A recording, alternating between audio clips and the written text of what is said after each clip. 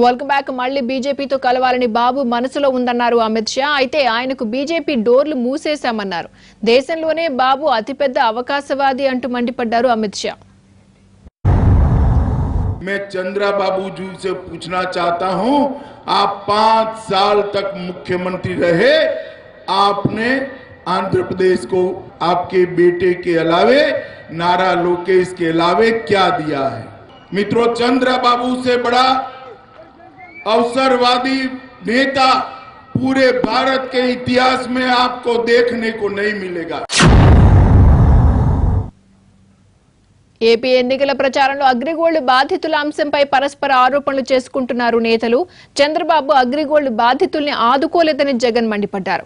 అగ్రిగోల్డ్ ఆస్తుల వేలం వేసి బాధితులకు న్యాయం చేసేది టీడీపీఏ అని చెప్పారు చంద్రబాబు. అగ్రిగోల్డ్ బాధితులకు ఈ 5 సంవత్సరాలలో ₹1 వచ్చిందా అని అడుగుతా ఉన్నాను మీ అందరితో. గట్టిగా 2 చేతులు పైకి ₹1 రాలేదు.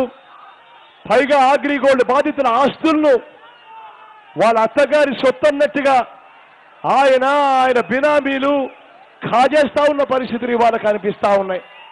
ఆ ప్రతి అగ్రిగోల్డ్ బాధితుడికి ఇవాళ నేను చెప్తా ఉన్నా, మీ కష్టాన్ని నేను చూసా, మీ బాధను నేను విన్నా, మీ అందరికీ నేను ఇవాళ చెప్తా ఉన్నాను, నేనున్నాను అని మీ అందరికీ ఇవాళ నేను హామీ ఇస్తా ఉన్నాను.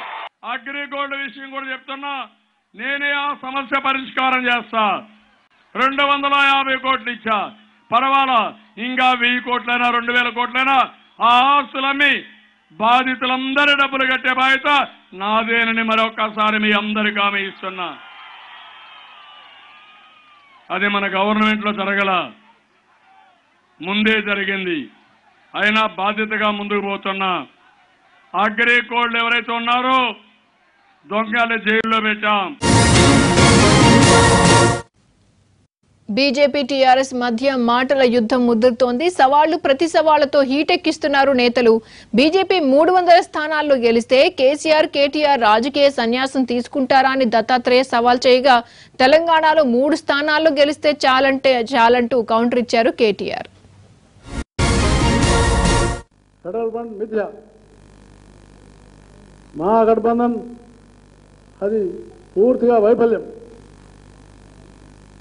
తప్పకుండా భారతీయ జనతా పార్టీ 300 సీట్లు గెలుచుకొని మళ్ళీ ప్రధానమంత్రి నరేంద్ర మోడీ గారు అవుతారు. అప్పుడు కేటీఆర్ కేసీఆర్ అప్పుడు నిజంగా రాజకీయ సన్యాసం తీసుకుంటారా? వీళ్ళ నరుకుడు ఇంటే బా ఏమో జరిగిపోయిందని అనుకోవాలి. ఎవరైనా బయట ఒకరు కొత్తగా ఇప్పుడే వస్తే ఆగం కావాలి. బీజేపీ మొత్తం దేశమంతా దున్ని పారేస్తున్నది.